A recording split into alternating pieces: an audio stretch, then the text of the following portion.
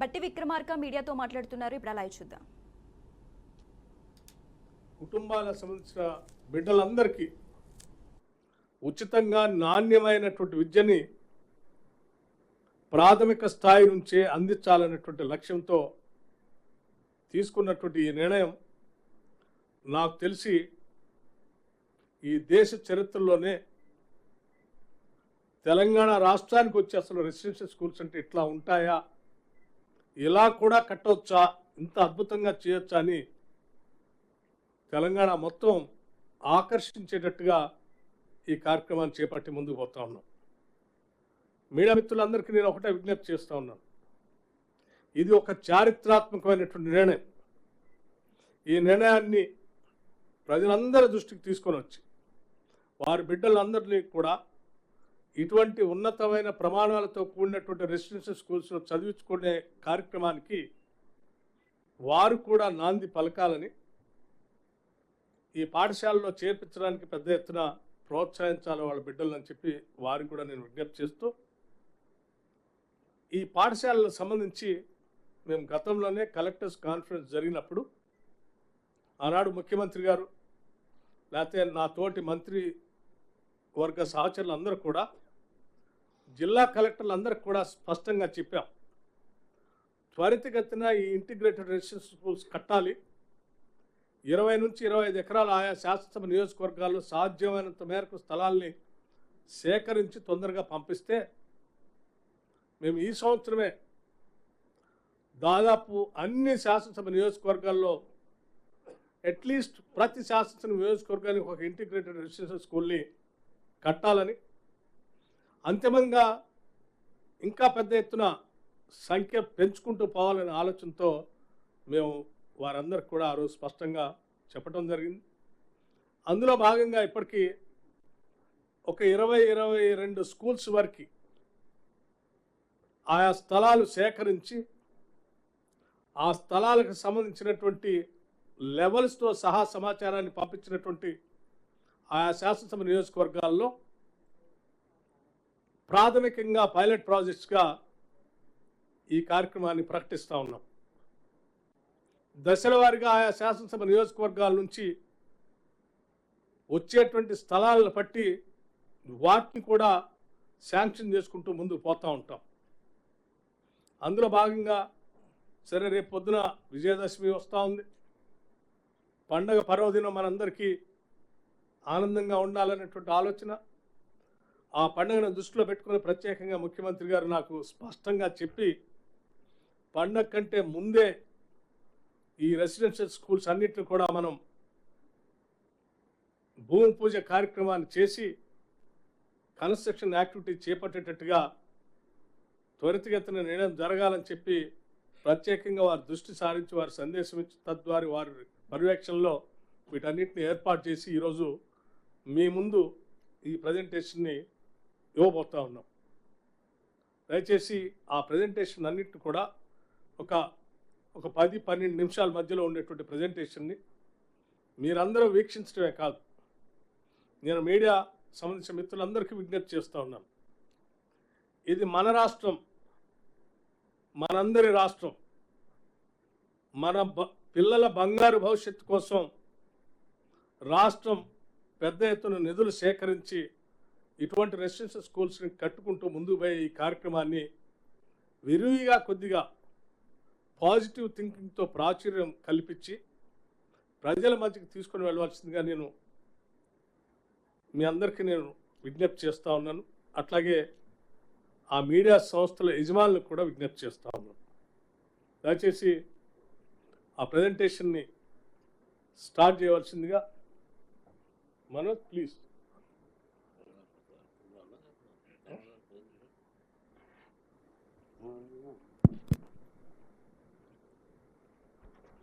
Play the presentation.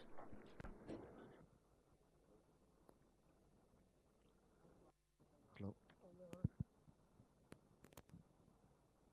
Hello.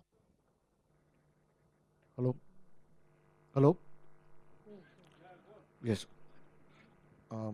Good morning, everyone. The The vision of the Deputy CM and the CM was to create a modernized government schools, which is based on Gurukul education systems, where we're looking at integrating 4 schools basically together, catering to. Int- yeah. Sorry. No, it's okay. It's okay. So the vision is to integrate Gurukul system into education and how to integrate 4 schools into one school, into integrate residential school campuses. And each of this is built on about 20 to 25 acres. The proposal is for currently to look at about 18 constituencies and go further into many other constituencies. The salient features of the project is that they are fully residential campuses for the students and staff. The state-of-the-art facilities for looking at the environment, and sustainable environments are the key points of how to look at it. We're looking at adopt innovative teaching and learning methods, creating identities for individual and the institution as a whole. Climatic response and planning of the buildings is an important part of our work. Built and unbuilt environment complement for naturally ventilated campuses. There's the use of natural light, natural material, natural resources in and around of the sites that we are looking at. And it's a totally pedestrian campus and complies with the differently abled people. The intention is to create a net zero campus where we look at solar and wind energy to be harvested, rainwater harvesting along with water resources to be I'm reading this. This is the facilities that we're looking at. The classrooms and laboratories and various other facilities are there, along with large sports facilities. So the student strength would be about 2,560 per school and about 120 teachers with library and computer center and other facilities. And coming to the specific sites, because every site is unique and we're looking at Kodangal now. This is the Kodangal location, and we're looking at a small history of Kodangal. Important part of any building is how we respond to the climate, and the climate becomes a dictator for how do you look at buildings to behave. Like the way our body behaves, even buildings behave similarly. So it also requires shading, requires cool water, everything. So here the temperature data kind of tells us how different months will behave in different ways, and what is the precipitation levels that happen during those times. So the amount of precipitation that happens when it, because of the heat and the precipitation, there are different climate zones that are created in every zone, and every 300 kilometers the climate zone changes in our country. So it's a nice part to look at, and the wind becomes an important part of looking at how do you orient your buildings and how do you make it naturally ventilated.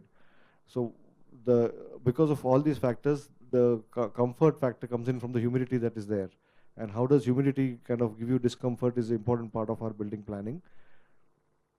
And we've mapped for almost 25 years how the change in temperature data that's happening every year. So while we can see a significant drop in 2022 in Kodangal, but in some other sites it's going up there. This is called a sun path study diagram, where we map the sun for the entire year and how it behaves on the building. So that's the location of the site in terms of the elevation of the sites. There are 2 lakes across the sites. And we're looking at how the site sections work through this.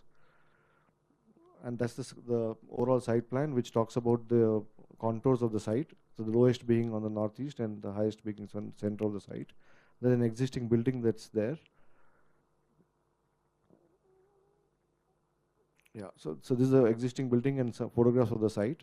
So the current school is working in this middle photograph that you see. The same classroom is used for sleeping as well as for studying.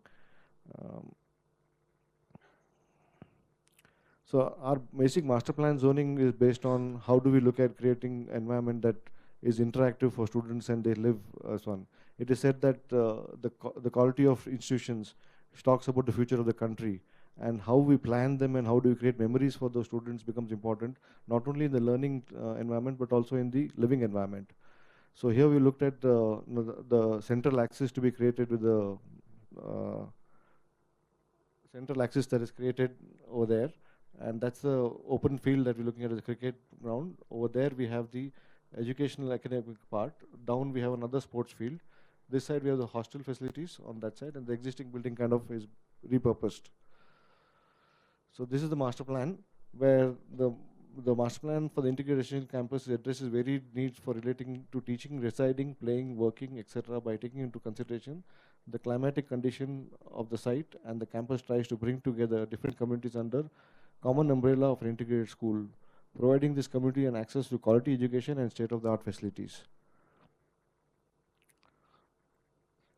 Yes, sir. Yeah. So this is the planning which talks about how the behaviors will be of different people and how we can come about. That's the isometric view of the complex, how it would intend to be.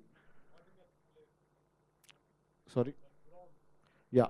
So we have a northeast, we have a cricket ground, and in the south we have a cricket field with athletics track, and then we have multiple courts over there which are to do with volleyball, basketball, and Indian sports as well.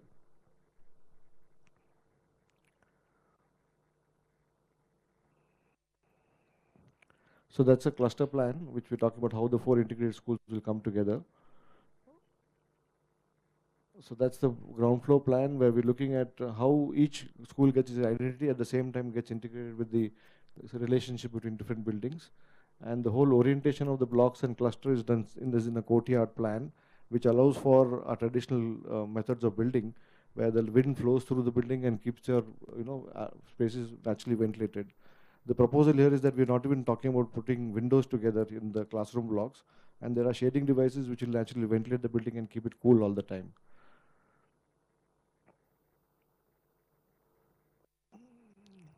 That's the first floor plan. That's the cluster block 1, block 2 plans. And this is details of the play fields, where we have the football field and the athletic tracks, the small amphitheater there. And that's the cricket field. And the hostels are thoughtfully designed with a low-rise structure. Each of them create their own identity. It's similar to our street network that we have in our cities. It creates memories of different places and how you find yourself combining with other people. Each dormitory is accommodating about 12 people with its toilet facilities attached to it close by. That's staff quarters. For all the staff is going to be on the campus, which means that there'll be a lot more dedicated time given to the students and the faculty interactions. It takes time to go. So that's the view of the complex, the entry of view.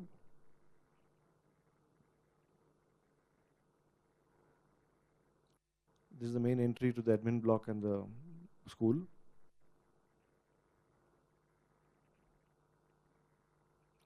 That's the view of the corridor where all the schools get connected. So the whole idea is the built and unbuilt come together, the landscape, the sun path, the environment around all come together to make a unique experience. And the courtyards play an important role where all the students can come together in the break times and other times where they have interacting with each other. So these are the memories that one can carry through their life. There are also amphitheaters in various areas which we have created using the natural contours, and they again become recreational spaces for people students spending their time there. That's a view of the hostel block.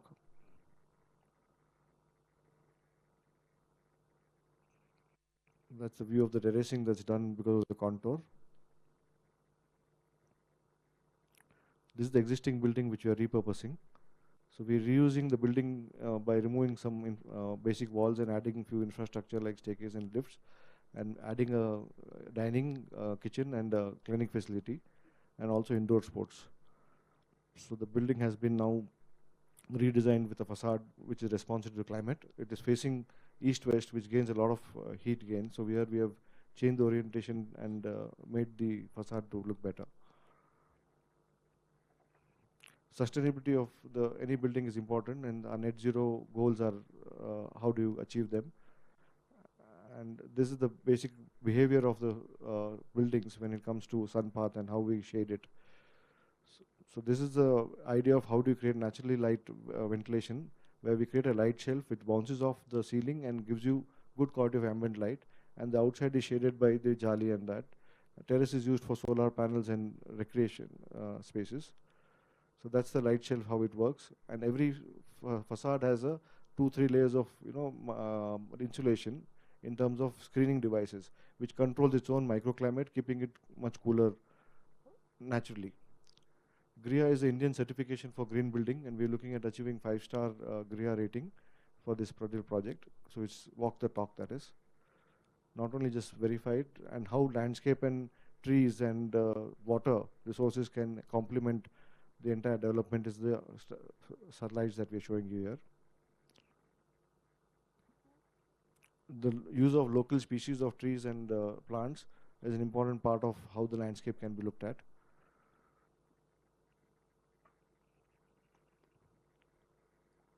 Hello? Let's play the third one, please.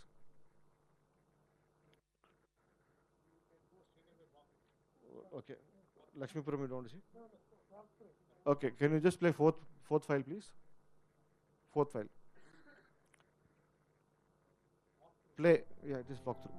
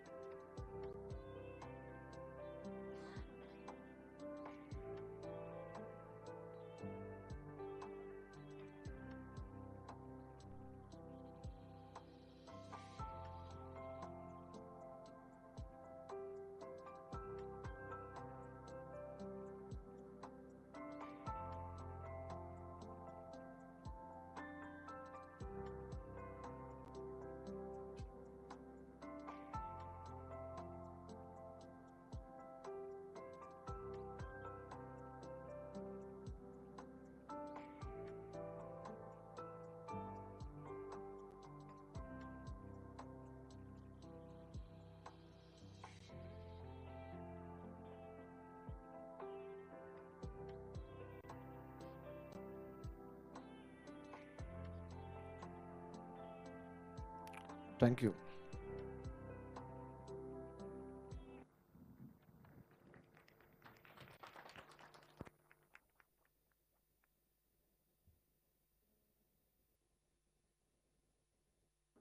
So మిత్రులంతా దీన్ని వీక్షించినందుకు ధన్యవాదాలు చెప్తూ,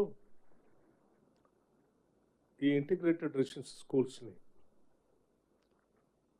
ఒక shape తీసుకొని రావటం కోసం యావత్ మంత్రిమండలితో పాటు రాష్ట్ర అధికార యంత్రాంగం కూడా చీఫ్ సెక్రటరీ గారి దగ్గర నుంచి మొదలు పెడితే ఒక సీనియర్ అధికారులందరితో కూడా ఒక కమిటీ వేసి దీన్ని కనీసం ఒక 3 నెలల నుంచి దీని మీద ఎక్సర్సైజ్ చేస్తూ ఒక షేప్ తీసుకొని వచ్చి ఈరోజు ప్రకటించడం జరిగింది. ఎడ్యుకేషన్ సంబంధించిన ప్రిన్సిపల్ సెక్రటరీ గారు, వెల్ఫేర్ సంబంధించిన సెక్రటరీ గారు, బ్యాక్వర్డ్ క్లాస్ సంబంధించిన సెక్రటరీ గారు, అట్లాగే మైనార్టీ స్కూల్స్ సంబంధించిన సెక్రటరీ గారు,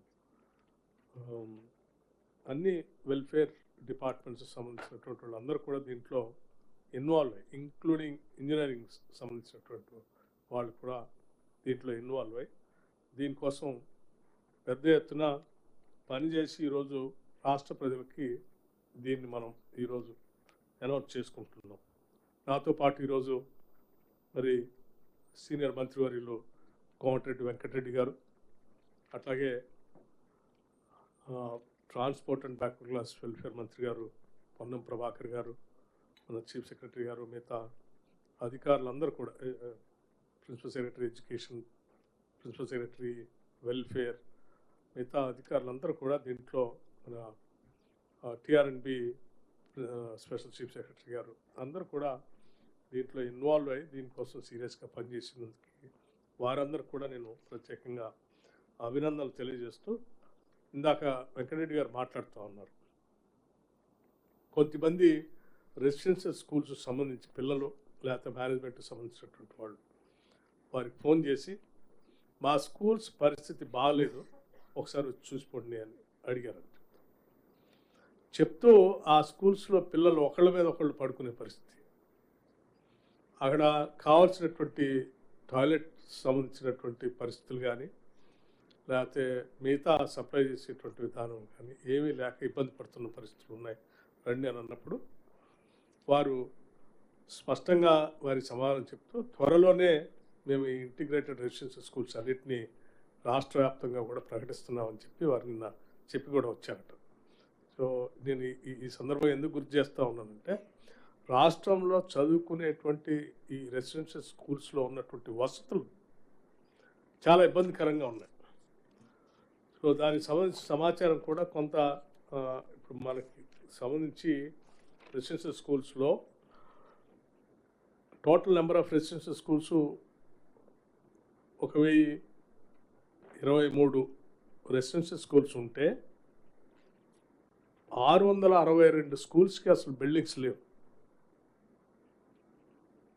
జనరల్ రెసిడెన్షియల్ స్కూల్స్ సంబంధించి సరే 35 స్కూల్స్కి బిల్డింగ్స్ ఉన్నాయి, కానీ బీసీ వెల్ఫేర్ రెసిడెన్షియల్ స్కూల్స్ సంబంధించి 327 రెసిడెన్షియల్ స్కూల్స్ ఉంటే 306 స్కూల్స్ రెంటెడ్లోనే నడుస్తూ ఉన్నాయి. సోషల్ వెల్ఫేర్ రెసిడెన్షియల్ స్కూల్స్ సంబంధించి 268 స్కూల్స్ ఉంటే 135 స్కూల్స్ రెంటెడ్ బిల్డింగ్స్లో నడుస్తూ ఉన్నాయి. ట్రైబల్ వెల్ఫేర్ రెసిడెన్షియల్ స్కూల్స్ సంబంధించి 185 స్కూల్స్ ఉంటే 42 స్కూల్స్ రెంటెడ్ బిల్డింగ్స్లో నడుస్తూ ఉన్నాయి. మైనారిటీ వెల్ఫేర్ రెసిడెన్షియల్ స్కూల్స్ సంబంధించి 205 స్కూల్స్ ఉంటే 179 స్కూల్స్ రెంటెడ్ బిల్డింగ్స్లోనే ఉన్నాయి. అంటే ఈ బిల్డింగ్స్ ఇన్ఫ్రాస్ట్రక్చర్ లేకుండా, దాంట్లో సంబంధించినటువంటి సమగ్రమైనటువంటి టీచింగ్ వ్యవస్థ లేకుండా మనం అనుకున్న లక్ష్యాలను సాధించలేం.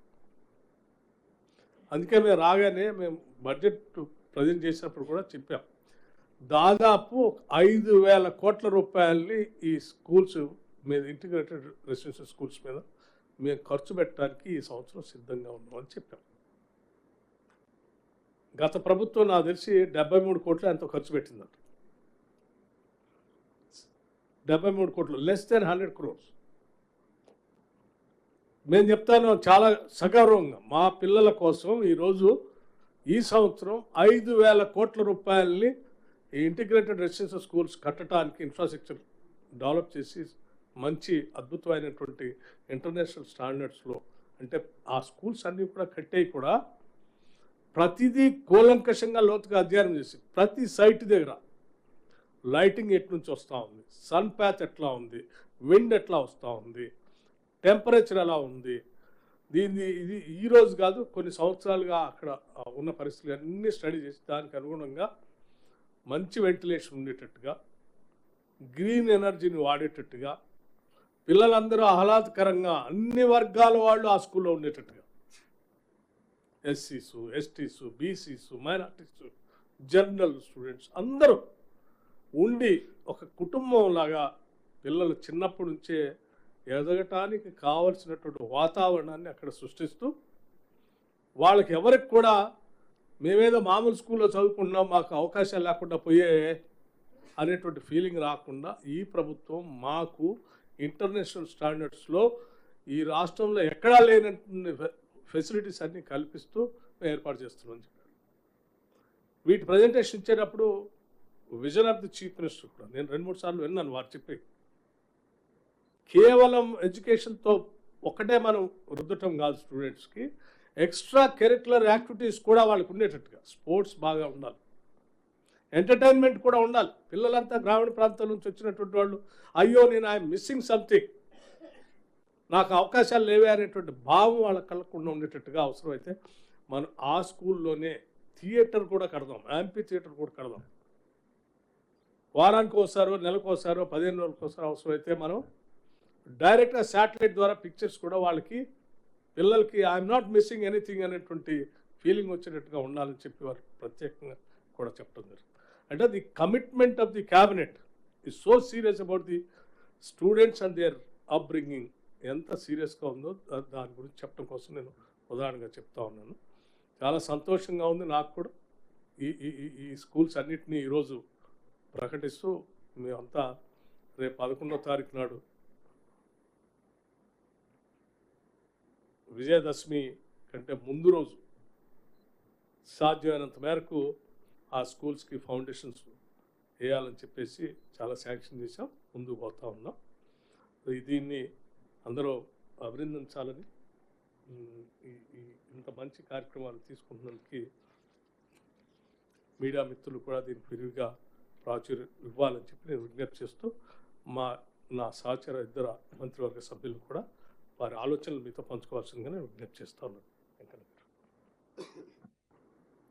అందరికీ గౌరవ ఉప ముఖ్యమంత్రి వర్యులు బట్టి విక్రమార్క గారు, సహచర మంత్రివర్యులు పొన్నం ప్రభాకర్ గారికి, చీఫ్ సెక్రటరీ గారు, all special CS, finance principal secretary గారు, అధికారులకు, press and print and electronic media వారికి ఇది ఒక దసరా కానుకగా భావించాల. తెలంగాణలోని దాదాపు 6,29,000 మంది విద్యార్థులు వాళ్ళ తల్లిదండ్రులకే కాదు తెలంగాణ రాష్ట్ర ప్రజలందరికీ కూడా ఈ దసరా కానుక ఇది. గత 10 మాసాలుగా మేము ఎన్నో పేద సంక్షేమ కార్యక్రమాలు, ఇందిరమ్మ ప్రజా పరిపాలన కార్యక్రమాలు చేస్తున్నా ఈ కార్యక్రమంతో నిజంగా మాకు కూడా ప్రభుత్వంలో ఉండే మంత్రివర్గంలో మరి గౌరవ ముఖ్యమంత్రి, గౌరవ డిప్యూటీ సీఎం గారు, మేమంతా మంత్రులుగా మాకు కూడా చాలా సంతోషం కలిగించే వార్త ఇది. 6,29,000 మంది ఒక 1000 స్కూళ్ళలోనే. ఇప్పుడే మా గౌరవ పెద్దలు చెప్పిన నేను ఎల్బీనగర్ అక్కడ స్టాఫ్ వచ్చి నా దగ్గర కలిసి 20 రూమ్లలో 700 మంది ఉంటున్నాం సార్, మా పరిస్థితి చెప్పండి, బాత్రూమ్లు లేవు, ఆ బిల్డింగ్ ఓనర్ పట్టించుకుంటలేడు, ఇబ్బంది ఉందని చెప్పి ఎంటైర్ స్టాఫ్ పొద్దున్న వచ్చి కలిస్తే నేను రేపు మండే వచ్చి విజిట్ చేస్తాను, టెంపరీ అదనంగా ఇంకొక బిల్డింగ్ తీసుకుందాం, ఈ లోపల మా ప్లాన్ ఒకటి ఉన్నది గవర్నమెంట్ అని. అట్లా నేను నా కాన్ఫిడెన్సే కాదు, నేను ఏ జిల్లాలో ఎక్కడ పోయినా పోయి చూస్తే ప్రతి రూమ్లో 20 మంది, ఒక బాత్రూమ్. అంటే గత 10 సంవత్సరాలుగా 7 లక్షల కోట్లు అప్పు చేసిన కనీసమైన పేద విద్యార్థులు వీళ్ళందరూ కూడా కూలీనాలు చేసుకునే వాళ్ళ పిల్లలు, అంటే కనీసం ఆలోచన కూడా రాలే ఆ ప్రభుత్వానికి. అందుకనే ఈరోజు ఈ కార్యక్రమాన్ని ఒక దాదాపు 5,000 కోట్లు ఎంత ఖర్చు అయినా సరే ఇప్పుడే మా గౌరవనీయులు డిప్యూటీ సీఎం గారు చెప్పారు. రాష్ట్ర ప్రజలందరికీ, విద్యార్థులందరికీ కూడా చెప్తున్నాం, ఇన్ని రోజులు కష్టాలు పడ్డారు, ఎంత త్వరగా అయితే అంత త్వరగా ఫేస్ వైజ్గా దీన్ని పూర్తి చేయాలని చెప్పి కూడా మా ఫైనాన్స్ మినిస్టర్ డిప్యూటీ సీఎం గారికి వారి ఆలోచన కూడా ఎప్పుడు కూడా పేద విద్యార్థులు చదువుకుంటేనే బాగుపడతాం, చదువుకుంటేనే మన రాష్ట్రం బాగుపడుతుంది అనే ఆలోచన ఉన్న ఈ ప్రభుత్వం. గతంలో కాంగ్రెస్ ప్రభుత్వం ఉన్నప్పుడు ఫీజు రియంబర్స్మెంట్ ఆలోచన బీసీ, ఎస్సీ, ఎస్టీ విద్యార్థులకు ఇంజనీరింగ్ నుంచి డాక్టర్ నుంచి ఎంబీఏ చేసిన ఏ ప్రభుత్వం ఏ దేశంలో ఎక్కడ లేకుండే, అప్పుడు కాంగ్రెస్ ప్రభుత్వం పెట్టింది. మళ్ళీ ఈరోజు విద్యారంగానికి దాదాపు 20,000 కోట్లు బడ్జెట్లో పెట్టి ఇంత మంచి ఇంటర్నేషనల్ స్టాండర్డ్లో స్కూల్ కట్టడానికి అవసరమైన ఫైనాన్స్ ఏర్పాటు చేసిన సీఎం గారికి, డిప్యూటీ సీఎం గారి యాజ్ ఏ క్యాబినెట్ కొలిగ్గా కూడా వాళ్ళకి ధన్యవాదాలు తెలియజేసుకుంటూ, తెలంగాణ ఈ పేద విద్యార్థులకు, వాళ్ళ తల్లిదండ్రులకు మీ అందరికీ దసరా శుభాకాంక్షలతో ఒక ఛాలెంజ్గా తీసుకుని నేను పూర్తి చేసుకొని మీ అందరికీ కూడా అన్ని వసతులతో ఏర్పాటు చేస్తున్నాం. మీ అందరికీ దసరా శుభాకాంక్షలు. ప్రింట్ అండ్ ఎలక్ట్రానిక్ మీడియా వారికి ఆషామాషి కార్యక్రమం కాదు, మేము ఏ మంచి కార్యక్రమం చేసినా ప్రతిపక్షాలకు వచ్చిన 2వ రోజుకెళ్ళి మేము ఫ్రీ బస్ ఇచ్చినా విమర్శలు తప్ప వాళ్ళకి ఎప్పుడు కూడా వెళ్ళి. కనీసం దీన్నన్నా హర్షిస్తారని అనుకుంటున్నాను నేను. మూసి మురికి కూపంకెళ్ళి 1 కోటి మందిని ఇలా బయటపడేయాలని ప్రయత్నం చేస్తే దానికి విఘాతం. ఇంకా ఎన్నో కార్యక్రమాలు చేస్తే విమర్శించడం తప్ప ఏం లేదు. కనీసం దీంట్లో ఉన్న కలిసి రావాలి. ఇంత మంచి ప్లాన్తో ముందుకు వస్తున్నాం ప్రభుత్వం. అన్ని పక్షాలు కూడా హర్షిస్తారని ఆశిస్తున్నాం. మీ అందరూ కూడా కలిసి రండి. ఇది ఒక మంచి కార్యక్రమం. ఇన్ని లక్షల మంది విద్యార్థులకు విద్యను అందించడమే కాదు, అన్ని మౌలిక వసతులు, ధనికుడు లక్షాధికారి కోటీశ్వర్లు ఏ విధంగా చదువుకునే స్కూళ్ళల్లో ఉండే వసతులతో ఏర్పాటు చేసినందుకు రైట్, మనం ఇప్పటివరకు మాట్లాడడం చూసాం. తెలంగాణ డిప్యూటీ సీఎం భట్టి విక్రమార్క అలాగే కోమటిరెడ్డి వెంకటరెడ్డి కూడా మాట్లాడారు. ప్రతి నియోజకవర్గంలో ఇంటిగ్రేటెడ్ స్కూల్ ఏర్పాటుకు కీలక నిర్ణయం తీసుకుంది తెలంగాణ సర్కార్. స్కూళ్లలో రెసిడెన్సెస్ కాంప్లెక్స్ ఏర్పాటు, ఒక్కో స్కూల్కు 25 ఎకరాలు కేటాయించినట్లుగా తెలుస్తోంది. అలాగే తమ ప్రభుత్వం విద్యా ప్రమాణాలకు ప్రాధాన్యత ఇస్తుందని, తెలంగాణ విద్యార్థులు ప్రపంచంతో పోటీ పడేలా చేసుకోవాలనేసి చెప్తున్నారు. ఇంతవరకు లైవ్ చూస్తాం.